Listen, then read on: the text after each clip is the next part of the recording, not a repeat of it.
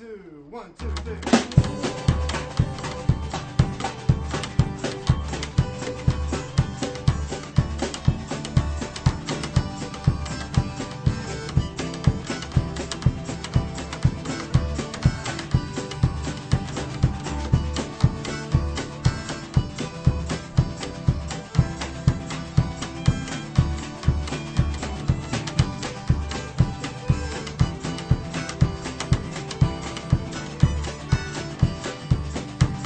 Hello and welcome to Ithaca DSA Presents. I'm Teresa Alt, but today I will turn over the job of interviewing to my husband and comrade, Wayles Browne. Today, we're talking to Risa Lieberwitz about the AAUP, the American Association of University Professors.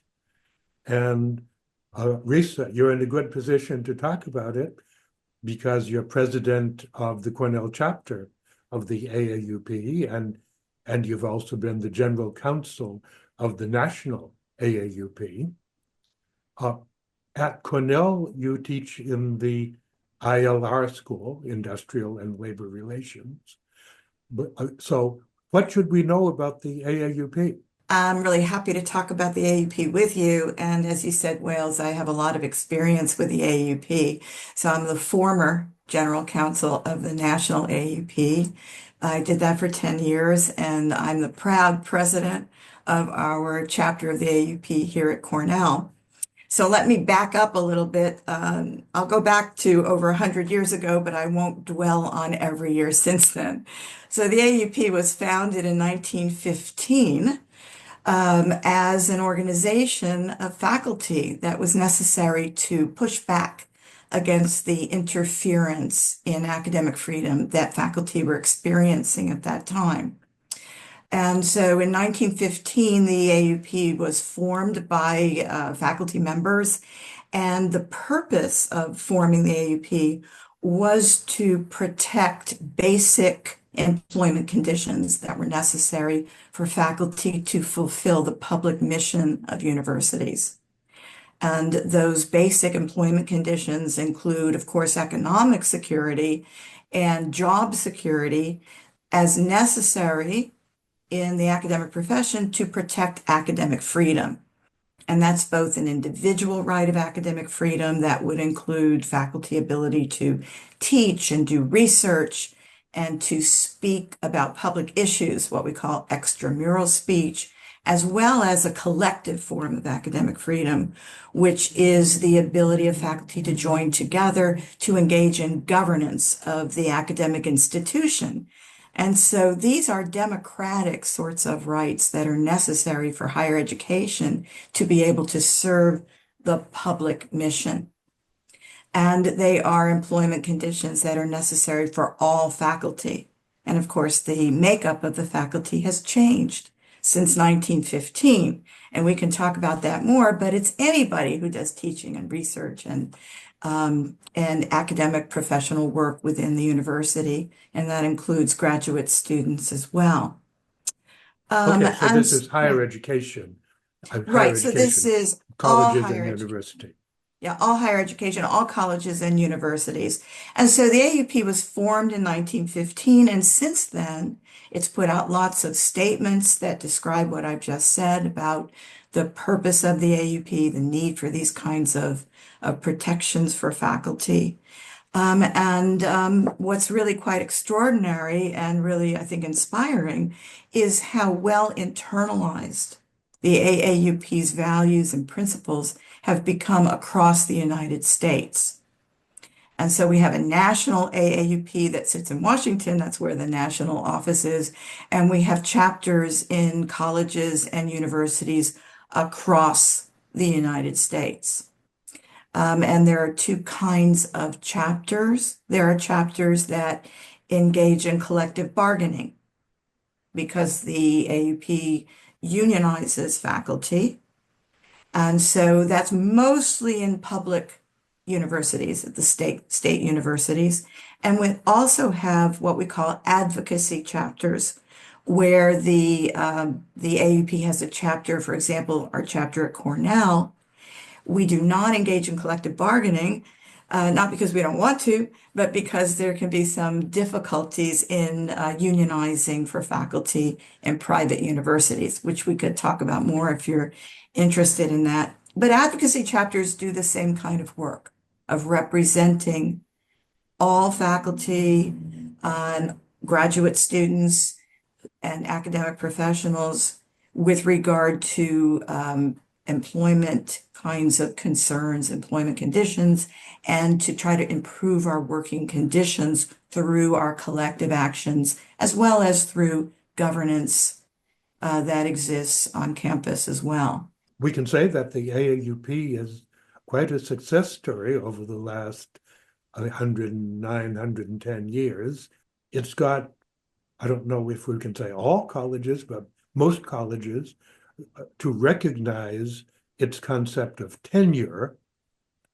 After a certain time, a teacher has a permanent appointment.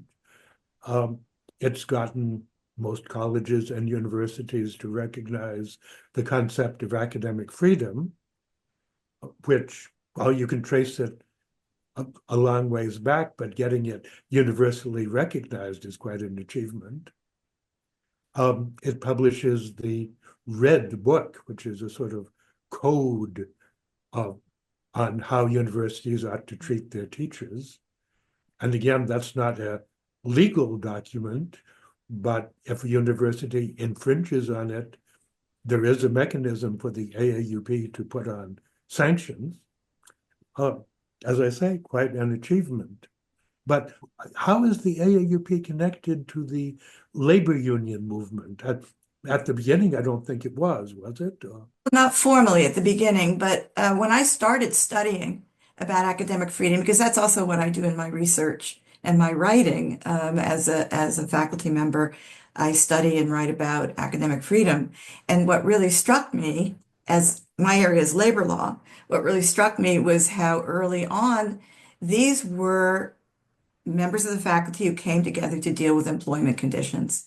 They didn't think of themselves originally in that vision of labor unions, but since then, the connections have been very strong, and the AUP is a labor union when it engages in collective bargaining for faculty. And even when we're not engaged in collective bargaining, we're a labor organization that is engaged in representing the interests of the faculty as a whole, our members, as well as the faculty profession as a whole. And a couple of things I wanted to mention based on what you said. One is that a lot of these are based on norms that are internalized into policies of universities. And those are as important as let's say, statutes. Statutes are really important. We'd love to have these rights put into law, but the norms can then be put into policies that may be enforced either through collective bargaining agreements or even policies that may be strong enough to be contracts. But what's most important is for faculty on campuses to organize and to join together so that they can promote the interests that they identify. And one of those has to do with the changing nature of the academic profession. So some people might say, well, you have professors in your title, the AUP. Can I join if I don't have a title of professor? Well, the answer is everybody who does teaching and research and academic professional work. That includes librarians, that includes people with titles that might not have professor in the title. It includes counselors, academic counselors. It's a big tent. And all of these individuals who do this kind of work, and that includes graduate students, are eligible to join. And so we certainly welcome people joining because that's how we get our power, and that's how we have an influence over what we believe is important. And now more than ever, with the attacks on universities that we're seeing politically, as well as from other sources, it's essential for us to join together to push back against forces that would like to limit what we teach and what we research and limit the access to universities for students because we have the public's interest in mind that's so essential for higher education. Okay, well, say something about the Cornell University chapter. I say we because I'm also a member of it. Um, do we cooperate with chapters at other universities in other states, maybe? And Mhm, what do we do on the Cornell campus? mhm. Well, the Cornell University chapter, I think, is very similar to other advocacy chapters that exist in other universities where we have many of the same interests. And so we exist, whether we have serious problems or not, we exist to defend academic freedom, to promote the job security for all faculty, to join together to also strengthen what we call shared governance on campus, for example, through faculty senates. And so the AUP exists in ways that we hope to support shared governance that exists on campus, where the faculty join together in governance bodies like the Faculty Senate. But we also exist to take on problems. And right now, I'll speak in the most recent events. Right now, we see that over the last few years, there's been problems of faculty losing tenure track lines. And so on campuses across the country, there are actions that can be done where faculty can join together to try to push the university and to demand job security for all faculty. And that's one of our projects here on campus to do that. And we're also, we have alliances where we are speaking to and learning from other chapters. For example, University of Pennsylvania has a very active advocacy chapter who we've been in touch with. And we're also support other labor unions on campus. And so the AAUP chapter was out in support of the UAW Local 2300 in their strike. We joined the picket lines and put out public statements in support of the UAW. We stand with and support the Cornell Graduate Students United, the CGSU, which is affiliated with the UE, in their campaign for a fair collective bargaining agreement. We also support the community more generally. So the AAP chapter was very active in support of the Pay Your Fair Share campaign, demanding that Cornell pay its fair share to the Ithaca and surrounding communities. And so these are examples of the ways in which we see ourselves as part of the broader Cornell community and part of the broader Ithaca and Tompkins County community. And then most recently, there have been really severe attacks on academic freedom, particularly since October 7th, 2023. There have been a lot of attacks on academic freedom where faculty and students and staff have found their academic freedom restricted with regard to speaking about Palestinian issues, with regard to criticizing university administrations. And so the AAUP nationally, as well as the AUP chapter, has really been out in front very publicly, defending academic freedom, defending the job security of our colleagues, defending our students when they've been subject to unfair processes and extreme punishment for engaging in their public speech about issues. And so I'm really very proud of our chapter doing that kind of work and joining with others and having these alliances, which are so essential with other labor organizations. And so I hope that people will be excited about learning more about the AUP and also joining the AUP.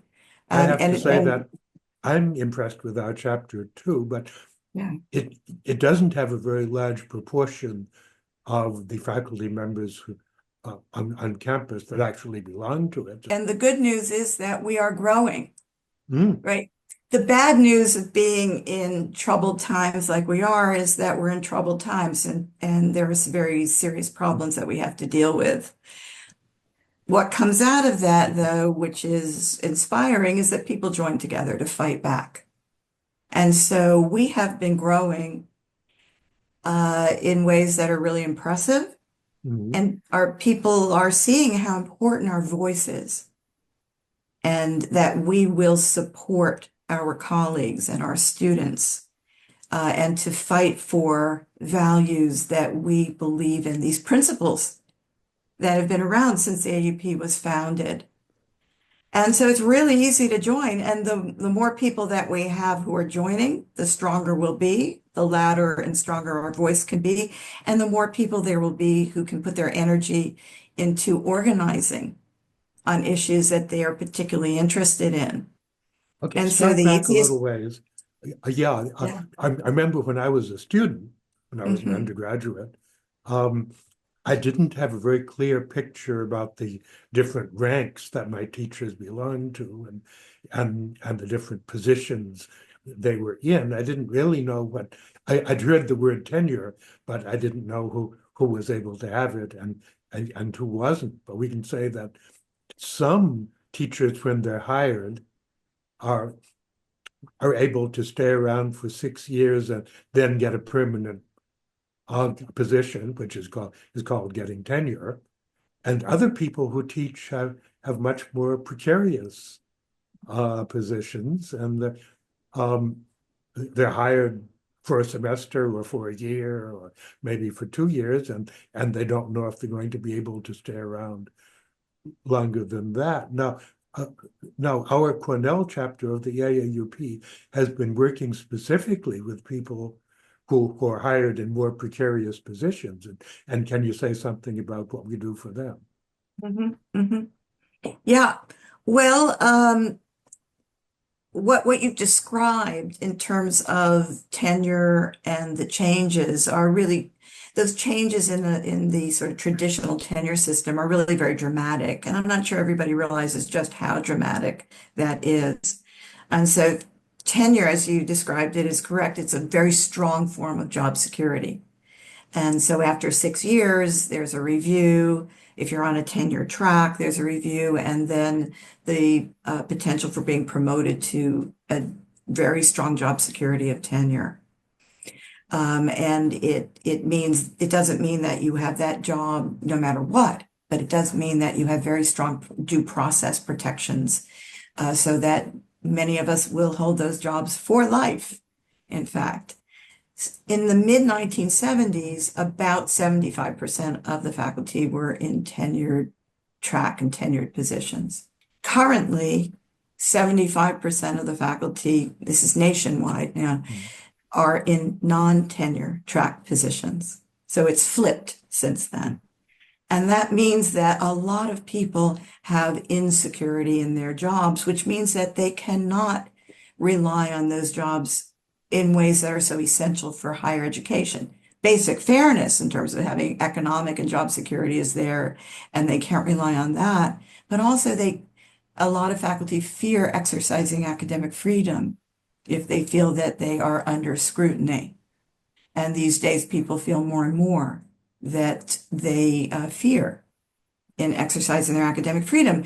So one of the things that's so essential for us to do is to join together to say, in this kind of stratified workforce, which undermines the public mission of the university, what can we do to demand more job security for all our colleagues? One of the ways that faculty have done that is through unionizing. So as I said, most of the unionizing that's taken place is in state universities, public universities, because of the nature of state laws that they're organizing under. And there are public universities that have created what we might call a de facto form of tenure. Basically, it may not be called tenure, but it's a very strong form of job security for all faculty, whether they're on the tenure track or not. And that's the model that we hope to promote here at Cornell, to say, regardless of the position people hold, we will collectively demand from the university that we move towards as strong a form of job security for everybody, and also to demand that new lines that are formed for faculty are tenure track lines, have people who are not in tenured positions have the opportunity to move to a tenure track line, have strong job security for everyone, and to promote those values so that we can have academic freedom. I would certainly like to see that, but there was a court decision around 1980 that made unionizing more difficult for faculty members on the ground that they seemed to be managers and not employees. And that was a 1980 U.S. Supreme Court case. So in 1980, the U.S. Supreme Court decided a case in Yeshiva University. And that's a private university, it's like Cornell is a private university. And under the federal law for private sector unionizing, National Labor Relations Act, that's the law that would cover faculty unionizing in private universities. The U.S. Supreme Court incorrectly, but still it's the court, so it got to decide in a closely divided decision that basically most tenure track and tenured faculty in private universities would be considered managers. You know, that decision shows a misunderstanding of the nature of our work, because what's essential for faculty to do our work and to have academic freedom is to have independence from the university as an employer in order to push ideas in directions that people might not like, to do controversial teaching, to do controversial research, to speak publicly controversially. But the U.S. Supreme Court decided that case, which then makes it difficult because many tenure track and tenured faculty would not be considered employees under the National Labor Relations Act. So we wouldn't be protected by that law. However, regardless of what the law says, we have our ability to organize. And our ability to organize is part of our academic freedom to act collectively to deal with governance issues on campus. And so, as one of the past presidents of the National AAUP has stated, organizing is organizing, right? Whether we're organizing for formal unionizing under the National Labor Relations Act, or whether we're organizing to say the more power we have as an AAUP chapter, the more we can accomplish. We're organizing for the same goals. And so there may be other opportunities for unionizing for faculty, right? And because we have a lot of faculty who are not on the tenure track, and so they may be considered employees under the National Labor Relations Act. And so those are opportunities that we're always going to be looking at. Oh, okay, so let's say something to our listeners and viewers about how to find out about the AAUP. That they could go to the national website, which is easy to remember, aaup.org. Can somebody join who's not working at a university right now? Sure. So if you go to the aaup.org website, you'll see a button that says join. And so that's the easiest way for individuals to join. Just go and do that. It doesn't matter if you're currently a faculty member. It doesn't matter if you're a retired faculty member. You know, if you do any of those activities in the academic profession, you can join. And as soon as you join as an individual, you will automatically be a member of the Cornell chapter of the AAUP, right? If you're living in Ithaca. Affiliated, if you're affiliated with Cornell, or we're affiliated with Cornell in some way.